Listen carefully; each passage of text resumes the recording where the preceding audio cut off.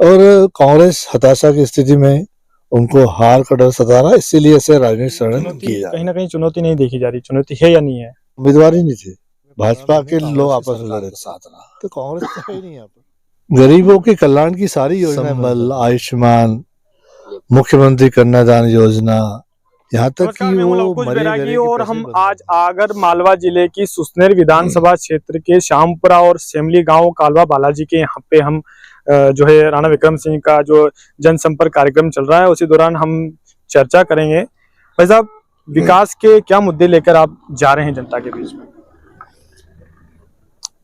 देखिए, विगत चुनाव में 2018 विधानसभा में सुचारू विधानसभा की जनता ने मुझे आशीर्वाद दिया था और मैंने चुनाव में जो वादे किए थे, मैंने पूरा प्रयास किया उन पर खरा उतरूं और निश्चित रूप से माननीय मुख्यमंत्री शिवराज सिंह जी के आशीर्वाद से विगत 3.5 साल में विकास की गंगा बही सुसनेर में। शिक्षा का क्षेत्र हो कि स्वास्थ्य का क्षेत्र हो कि सिंचाई का हो पेयजल का हो। अभी आज मेरा मैना में भ्रमण था। मैना में मैंने बरसों पुरानी मांग थी, करीब 50 साल से वहां बांध निर्माण की मांग चल रही थी। मैंने मध्य प्रदेश के माननीय मुख्यमंत्री जी से निवेदन किया, मेरे अनुरोध पे उन्होंने 12 करोड़ रुपए की लागत से बांध स्वीकृत किया और उसका निर्माण कार्य चल रहा है। इसी पूरे एरिया में जहां आज मैं खड़ा हूँ, बिजली की बहुत समस्या थी। मैंने ग्रिड का निर्माण करा है मैना और धेरिया के बीच में। जब से ग्रिड बना तब से बिजली की कोई समस्या यहाँ रही नहीं है। पटरा रोड की मांग थी वर्षों पुरानी, वो मांग पूरी की, रोड का काम चल रहा है। मैंने सुसने और नलखेड़ा दोनों तहसीलों में सिविल अस्पताल की मांग थी, सिविल अस्पताल की मांग पूरी दोनों जगह। सुसने में 8 करोड़ की लागत से और नलखेड़ा में 10 करोड़ की लागत से सिविल अस्पताल का निर्माण हो रहा है। सुसने नलखेड़ा दोनों जगह सीएम राज स्कूल करीब 35 करोड़ 73 लाख के आसपास दोनों जगह सीएम राज स्कूल बन रहे हैं और लगभग तैयार होने की है। और उनमें वो सारी सुविधाएं मिलेगी जो बड़े प्राइवेट स्कूलों में मिलती थी। और निश्चित रूप से गरीब परिवार के बच्चे कभी बड़े प्राइवेट स्कूलों में पढ़ने का सपना भी नहीं देख सकते थे, लेकिन अब उनका वो सपना पूरा होगा। नलखेड़ा में आईटीआई की मांग थी तो 12 करोड़ की आईटीआई की बिल्डिंग का निर्माण चल रहा है। मैं गत विधानसभा जब मैं जाता था तो हमारी माता बहने एक बात कहती थी कि आप कुछ काम मत कराओ, हमारे यहाँ पानी की व्यवस्था करा दो। मैंने विधायक बनने के बाद जल बोर्ड के माध्यम से एक प्रस्ताव तैयार कराया। 600 करोड़ का प्रोजेक्ट है वो। 1 महीने के 2 महीने के अंदर पूरी विधानसभा में पाइपलाइन के माध्यम से हर गांव में पानी पहुंचेगा। सिंचाई के लिए भी 12 करोड़ का एक प्रोजेक्ट है कुंडालय से नहर के माध्यम से हर गांव में। उसमें कुछ निश्चित रूप से कहूँगा कुछ गांव छूट गए हैं और हम प्रयास करेंगे आने वाले वर्ष में वो गांव भी कुंडालय की नहर से जुड़ जाएं। तो विकास का पूरा प्रयास किया है और निश्चित रूप से चुनाव में उसका लाभ मुझे मिल रहा है। कैसा जन समर्थन मिल रहा है अभी आप जा रहे हैं? अब आपको वीडियो भेज देंगे। अभी जैसे आज मेना गांव की एक घटना हुई जिसमें आमने सामने दोनों पार्टियों के कार्यकर्ता आपस में हुए, एक्चुअल विवाद क्या है वो? देखिए, वो तो एक तरह से राजनीतिक षड्यंत्र था। मैंने भी आपको बताया कि मैना में बांध बना, मैना में ग्रिड बनवाया, मैना में उप स्वास्थ्य केंद्र खुलवाया, मैना में आंगनबाड़ी केंद्र खुलवाया, सारे जितनी मांगे थी सब पूरी की।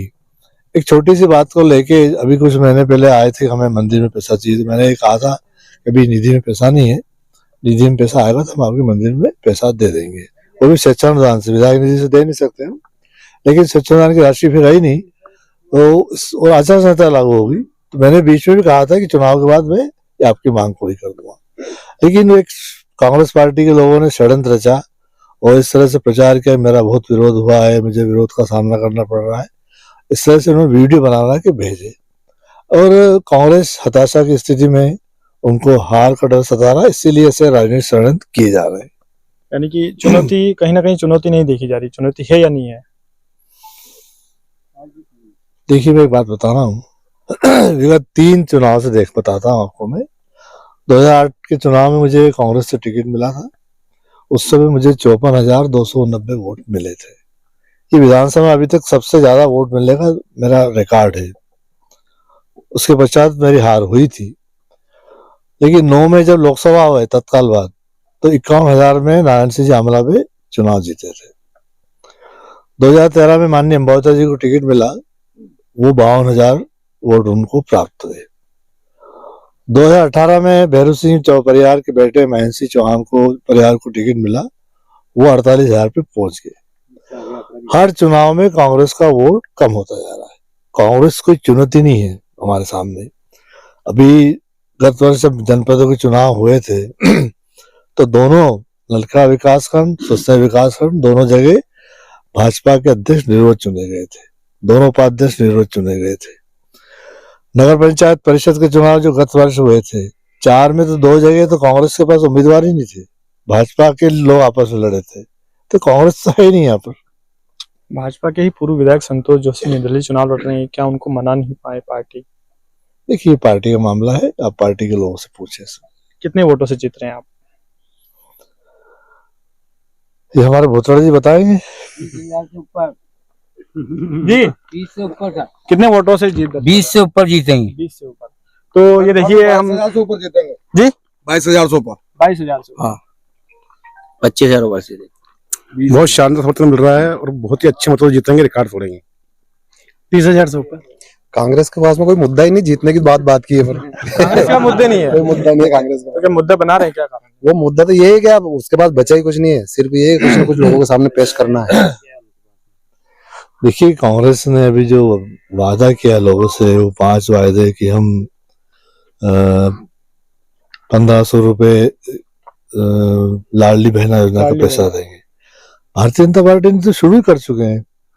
1,000 रुपए शुरू हुए, अब 1,250 पहुंच गए और चुनाव के बाद 2-3,000 पहुंच जाएंगे। मैं आपको बता रहा हूं कि मैं 15 महीने कांग्रेस की सरकार के साथ रहा। गरीबों के कल्याण की सारी योजनाएं बंद कर दी गई। संबल, आयुष्मान, मुख्यमंत्री कन्यादान योजना, यहाँ तक कि वो मरे गरे के पैसे भी बंद कर दिए गए। अंत्येष्टि जो पैसा 5 रुपए भारतीय जनता सरकार मिलता था, हमने कमलनाथ जी से आग्रह भी किया कि ये लोग हमसे कहते हैं कि आपने ये मरे गरे के पैसे बंद कर दे। तो जितनी भी कल्याणकारी योजनाएं कांग्रेस ने सरकार रहते हुए सब बंद कर दी थी। तो कांग्रेस लोगों को भ्रमित कर रही है। तो ये थे हमारे साथ यहाँ से भाजपा के अधिकृत प्रत्याशी राणा विक्रम सिंह, अभी जनसंपर्क पे हैं और आज जो घटनाक्रम हुआ उसके बारे में हमने चर्चा करी। हालांकि इन्होंने जीत दर्ज करी है कि 22,000 25,000 कार्यकर्ता बोल रहे हैं 25,000 मतों से जीत रहे हैं। हालांकि अब 17 नवंबर को मतदान है और 3 दिसंबर को परिणाम है। परिणाम के बाद ही पता चलेगा कितने मतों से जीत रहे हैं या कुछ और समीकरण है। हमारे साथ लगातार बने रहिए। हमारी चुनावी यात्रा गांव-गांव तक जा रही है। ग्रामीणों से भी हम जनसंपर्क के माध्यम से जो प्रत्याशी हैं जा रहे हैं उनसे भी चर्चा कर रहे हैं और हम खुद भी चर्चा कर रहे हैं। तो लगातार हमारे साथ बने रहिए। आगर मालवा से लवकुश बैरागी की रिपोर्ट।